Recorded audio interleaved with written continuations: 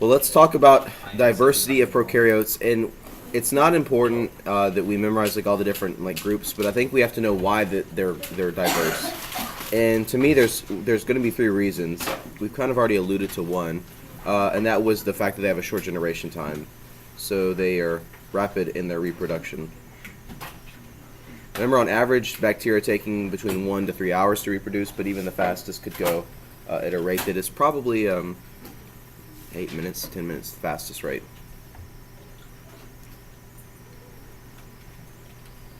Their mutation rate is quite high.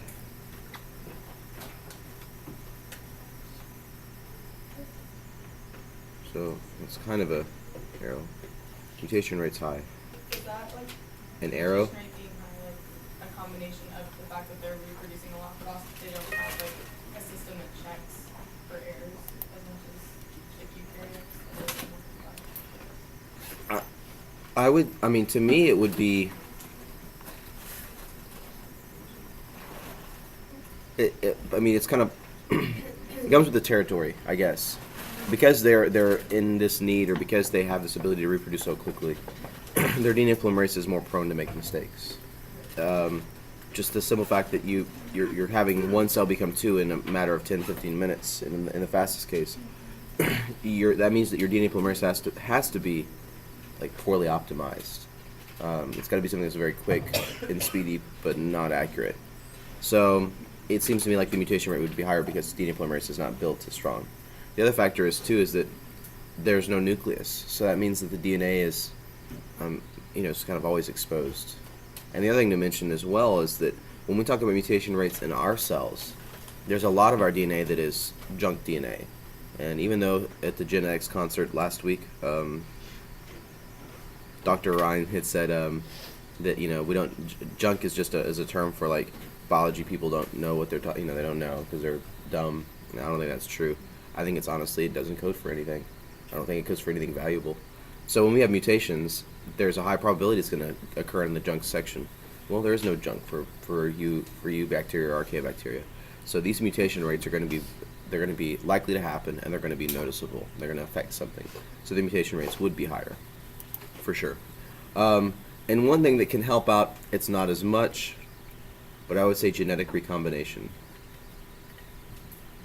Now, we saw in eukaryotes that recombination was kind of the effect or occurred because of what happened during meiosis 1 and prophase 1, right? The crossing over effect. Obviously, crossing over doesn't happen in prokaryotes. So I would say genetic recombination itself is due to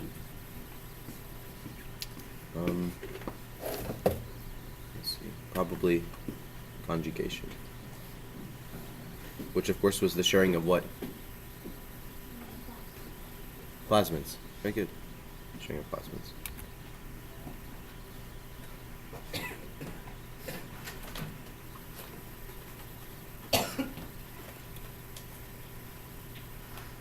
You okay?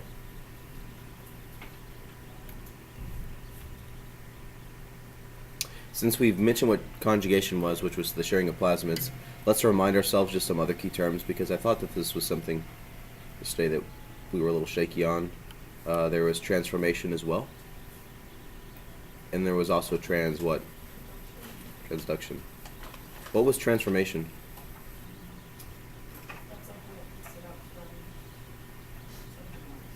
Right, take up DNA from medium, from the surroundings.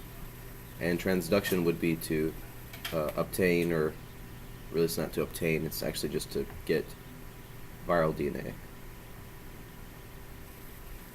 Or RNA. Like a virus implants it. And what is a virus called for bacteria? Very good. So Joseph, have you ever been infected by a bacteriophage? Nope. What's the reasoning behind that?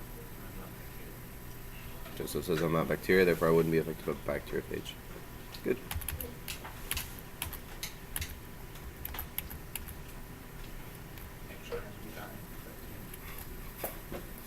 Are you now?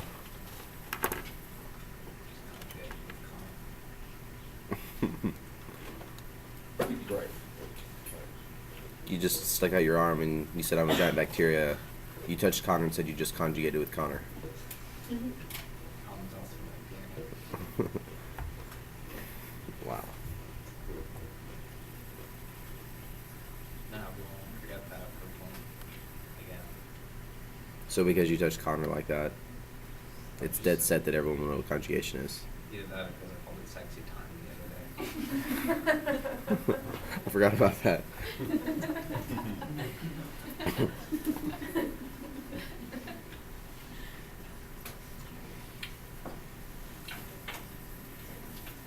Did that end up on the internet?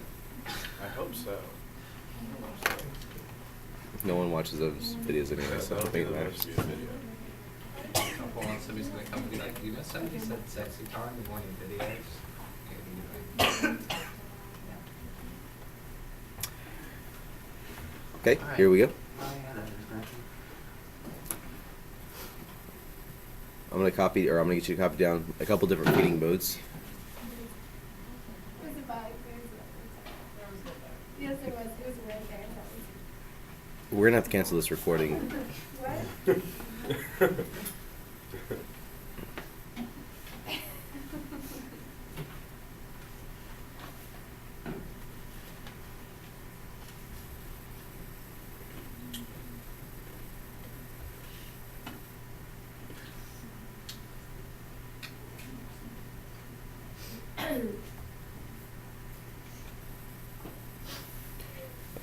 So, these 4 modes of feeding, and let's discuss what each one is about.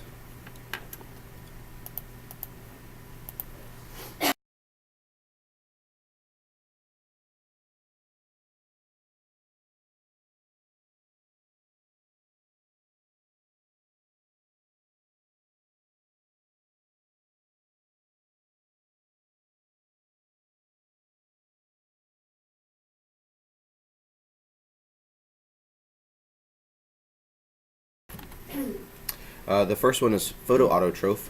What does autotrophy mean or represent?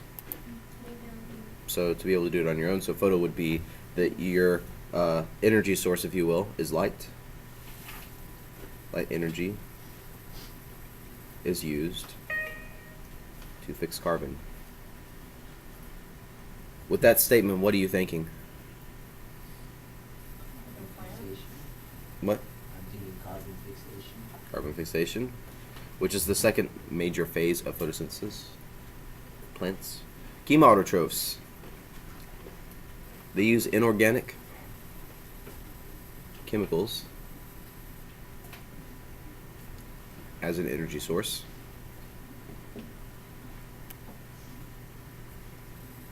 In order to fix carbon. That just means you're no longer using carbon dioxide, or carbon is like your basis. You're using something else. I'm thinking of like a lot of sulfur bacteria. Lots of bacteria use sulfur. It's really carbon or sulfur in fact. A photoheterotroph would be using light as an energy source.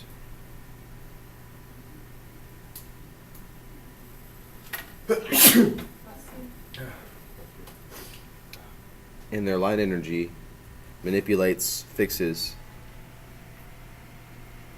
organic compounds. The difference between photoheterotroph and autotroph is that when I say to fix carbon, we're really kind of alluding to that could only be carbon dioxide. And to manipulate organic compounds, that just means that you are changing up organic compounds, something that is not carbon dioxide. A chemoheterotroph has an energy source.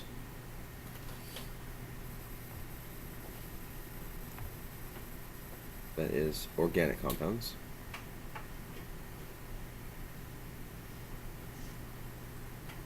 And the same compounds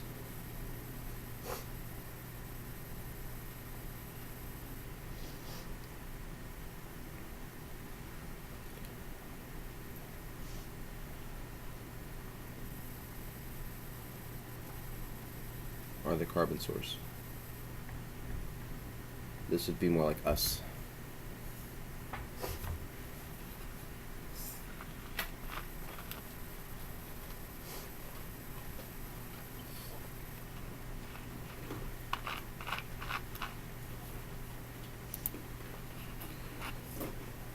I think we've talked about this before, but I just want to write them down and then talk about it.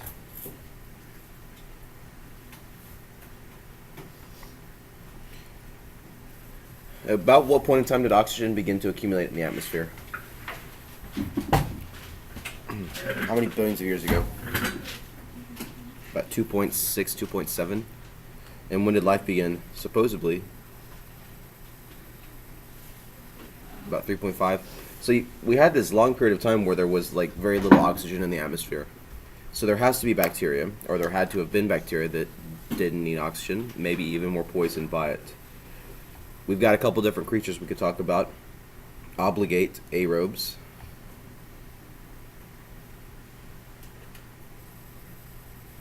There's obligate anaerobes. And there's also facultative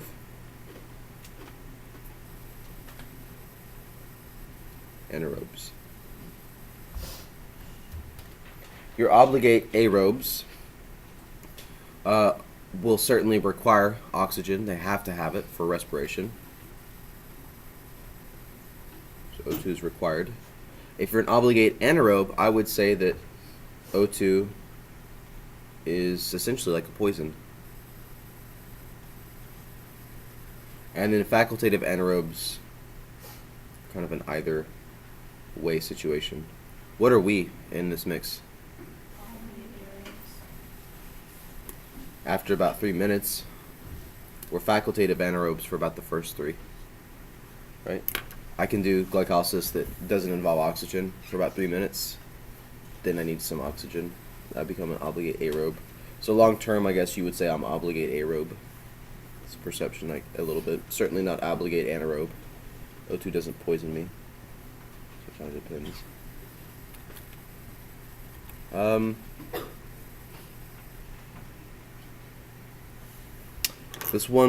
This next piece will be more important as we move on into the next couple chapters. The importance of nitrogen. What major biochemical class from chapter 5 would be all in the nitrogen thing? Proteins, carbs,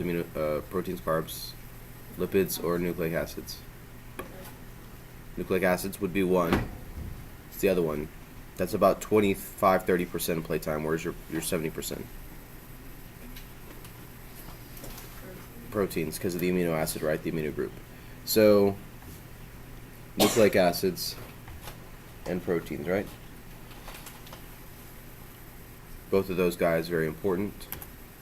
Bacteria fit into this because there's many bacteria that have a simple function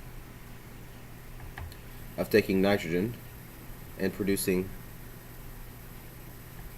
nitrogen trihydride or ammonia from it. Go and balance that reaction. Can't stand to see it not balanced. N2, of course, would be your atmospheric nitrogen.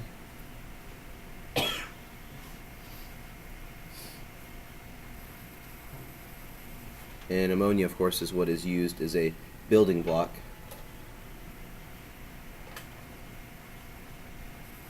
for all of the nitrogen-containing compounds that really exist in biology.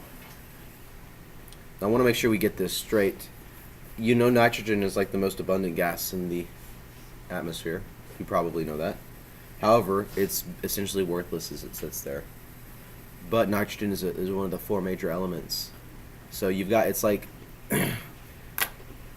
it's like staring at a bank with like $50,000 and you not being able to touch it. I mean, is your $50,000 of any value to you in reality? If you can't touch it, then to me it's worthless. Well, that's kind of the way that basically most biological creatures would view nitrogen. It's something that's all around, but it's something that I can't use because nitrogen is like non-useful in its diatomic form. You remember what diatomic means, right? Brinkelhoff, Clobberfin, whatever they taught you back in those days. It hangs out by itself. If you draw the Lewis structure, you'll see that nitrogen has a triple bond. Now, let's explain this concept. What type of bond would be stronger, a single or a triple, do you suspect? triple. I mean, the more, then it just seems like the more, then the tighter they would be bound. Well, the reality of it is that to break this bond and make NH3 is a very unlikely process. There's about 3 things in this world that we know can break the N2 bond. One is a bacteria, which is kind of why I throw them in on this chapter. Bacteria can make this process happen. Bacteria could be like a catalyst if you think about it. The other is about 10% of the world's energy each year, and that's a true story. We use about 10% of our oil each year to facilitate this one reaction and the production of ammonium nitrate, which is basically fertilizer. The other way that could happen to solve our energy crisis is to have lightning. When lightning strikes, the nitrogen that's in the air is converted to NH3. There's your fun fact for the day. But seeing as how we can't control lightning, it means kind of we're still using oil to make this happen. Now you might understand like why fertilizers are like so valuable. Why are fertilizers valuable? I mean, they basically give your plants the NH3 that they need, but they're unable to make. Makes sense? Do we understand this concept? It's a pretty simple concept. Nitrogen N2 is in the atmosphere. It's not used or not usable except only by bacteria. They come in, they fix it, they get it to NH3, and then everyone can use it. Works out perfectly. We will talk more about this nitrogen fixation concept in the next couple chapters. Again, nitrogen fixation is this idea that bacteria could get my nitrogen into a usable form.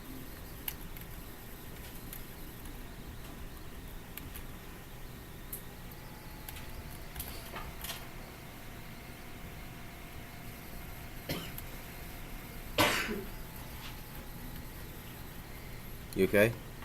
You sound sick. Me too.